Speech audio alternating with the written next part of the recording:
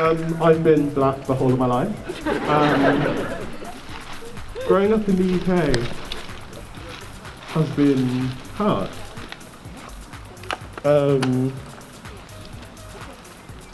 I remember having the talk about potentially being pulled over by a police officer before I had the sex talk with my parents.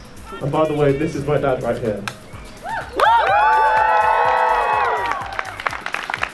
The reason I point out my dad is because I know that there are many black men and women who don't grow up with fathers because of mass incarceration, because of so many other things that take them away from their families, because of police brutality, because of murder, and it's not right. I am proud to say that I've been privileged to have both my parents throughout the whole of my life who have taught me so much about my blackness and the strength and the power, but school didn't teach me that. School is one of the worst things that ever happened in my life. Ever. School was horrible.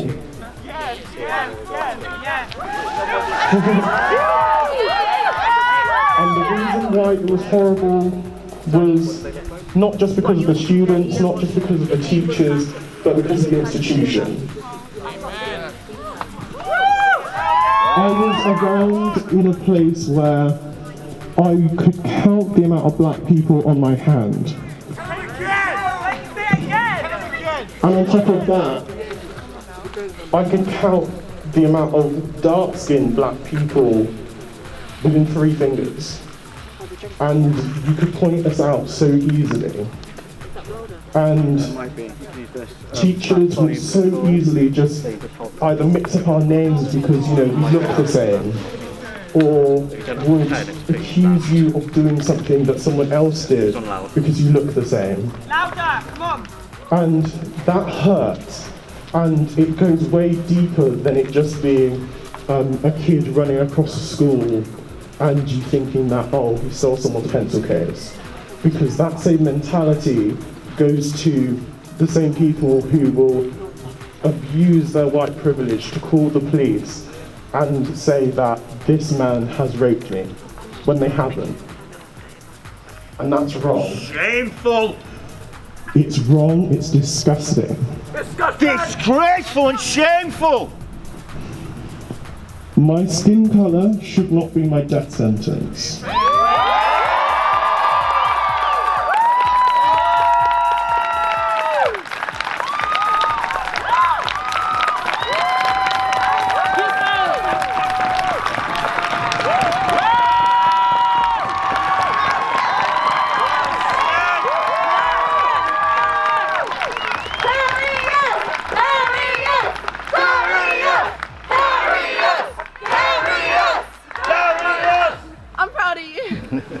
And the fact that my life, many other black lives, it seems that our skin colour is our death sentence. And that's disgusting. That is diabolical. And unfortunately, that is the society that we've been born into.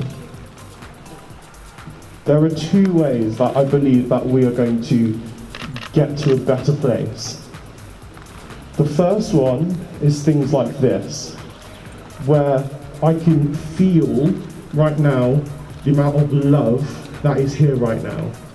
Because there is love for all of the people around you. There is love for even the people who aren't here, the people who have gone, the people who have been taken away. And that love can't be conquered by hate.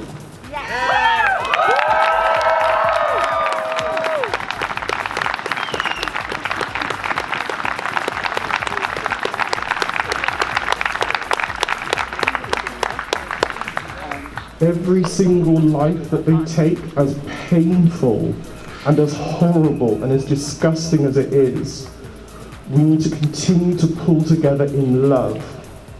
Because every time we pull away in hate, it just feels like we're losing their life again. We need to continue to pull together in love. And as we continue to pull together in love, that is when the people who are hating us, the people who are hating people supporting us, that's when they lose. That's when they fall down. That's when they lose their power. That's when we live in a society where white privilege disappears and we become a people that are together, not just black and white, not just individuals. We are together, we are one. Because I would love it. I would love to get to the place where we won't have to do things like this anymore. We won't have to come together in a way like this.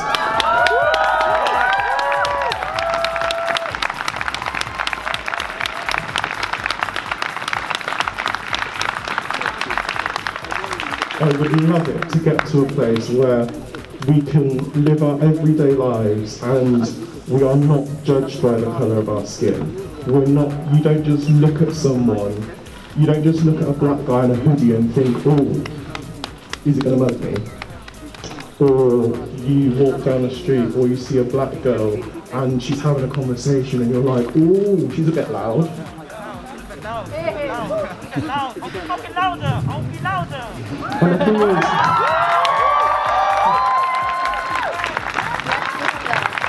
And the thing is, those things should never be things that should be pulling us apart. Like, the things that people push on us as stereotypes, not things that we've taken on, things that people push on us as stereotypes, are the things that we've never accepted, we've never wanted. But because of institutionalization, and because I guess as a people we wanted to somehow be accepted, we wanted to be like, oh, when you go to school you're like, oh, I want to be accepted by my white friends, so let's be in this way, let's talk like Jimmy, let's talk like Diane. Talk it! But when you go to your house and you talk in the same dialect as your parents, or talk with the same accent as your parents, you end up playing that game, and I'm done with playing the game.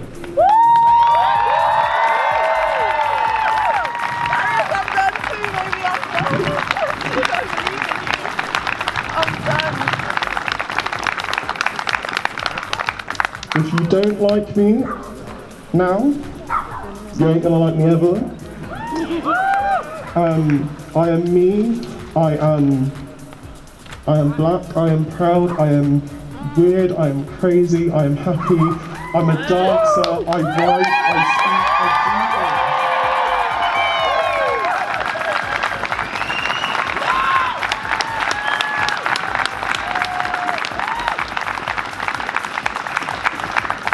do. I'm going to tell you a very short story and then I'm going to come to an end. The main reason, or I say one of the main reasons, because there was many, I was bullied in school, was because I didn't fit to what everyone perceived that a black man should be like. I wasn't athletic, and I'm still not, so don't even try to ask me to play basketball, I ain't doing it. I never played football, I never liked it, I didn't support a team. And everyone was like, oh, are you even black? And that was from black people. So then when white people come along and they start questioning it, like, are you even black? And I'm like, well, are you blind? All shades. And it's like, how are you questioning my blackness when you can see it? Blackness doesn't fit into boxes. It doesn't mean I'm not a black man based on the fact that I can play basketball. I'm not a black man based on the fact that I can do sport. Preach it, preach it, preach it! Preach it, preach it, preach it! I can do so much more than fit into the box that I've been given or I'm meant to stick to. I've never wanted to stick to that box. I'm a dancer, I'm a blogger, I talk about fashion.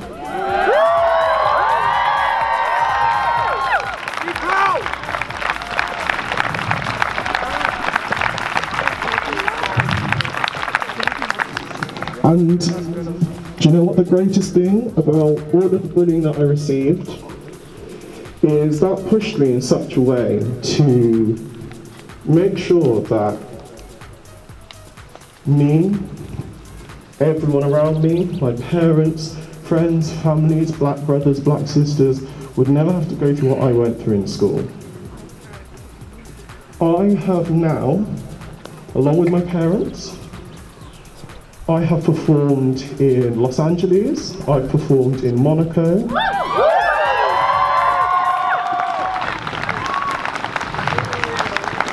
I've performed on BBC One's The Greatest Dancer. I have been in positions where I can use my voice to not only help my race, but I can help many young people. I am the youngest trustee on a charity called Oxfordshire Youth that helps this whole area.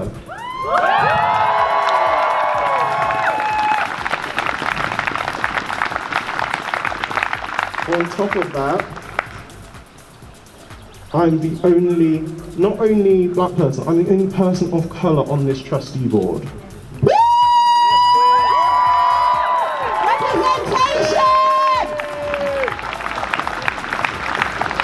And I'm not there just for me. I'm there building seats at the table for other people to come up, for other young black men and women, Asian men and women to come up, because it's not about me. It's about everyone coming up.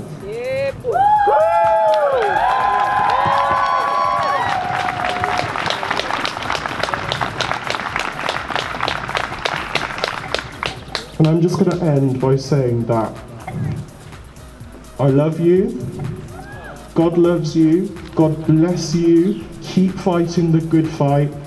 Don't let the hate that seems to push us down or tries to push us down every single time win.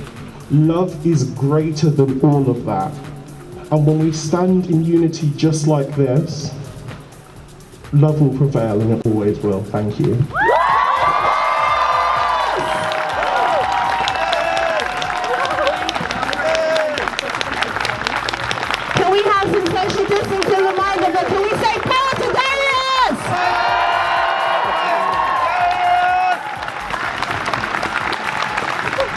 Good afternoon, everyone. Amazing. Thank you. You are an amazing person. You have Looks like I brought up my son quite well. I brought him up to be a strong, responsible black man. That's how it has to be.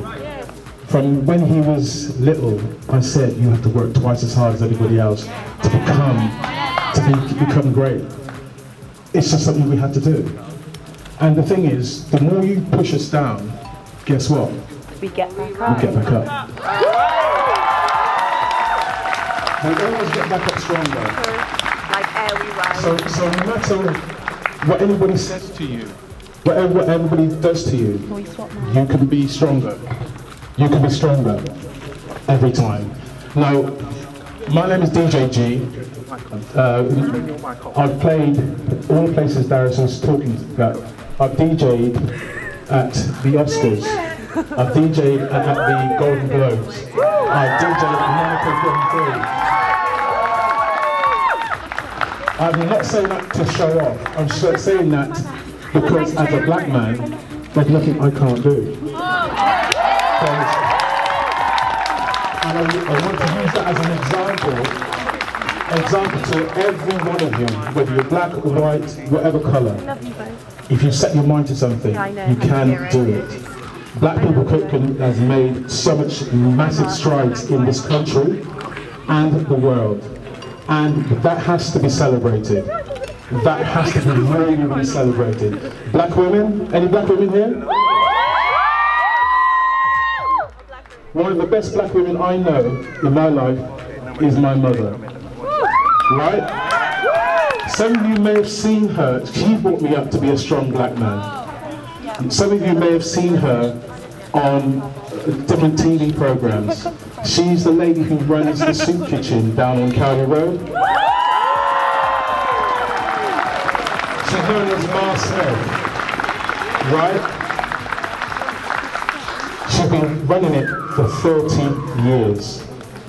When she first came to Oxford, her life was hard. You probably all heard signs. No blacks, no Irish, no dogs. That was common. And the same people who used to be racist to my mum, guess what? She's feeding them. She's feeding them. So that's why, when we talk about love sees no colour. Whoever you are, my mum will love you. All the people call her Ma Smith because she's everybody's mother. And I'd like to just big up my mum right now because she is one of the biggest celebrities in my life. I don't know about anybody else, but iconic, she is iconic. When you get home, look up Ma Smith and you see what she's done in Oxford. And she's only a little lady, but she's little, but she's powerful. There's a West Indian saying, "She little but she's powerful." Everybody, not even West India. It's Jamaican. We're not worried about that. All I want to say is everybody be safe, love each other, and don't give up the fight. Keep on keeping on. Keep your head to the sky. Keep on walking forward. Do not be pushed down in any way, shape or form. Don't allow anybody to push you down in any way, shape or form. I'm black and I'm proud.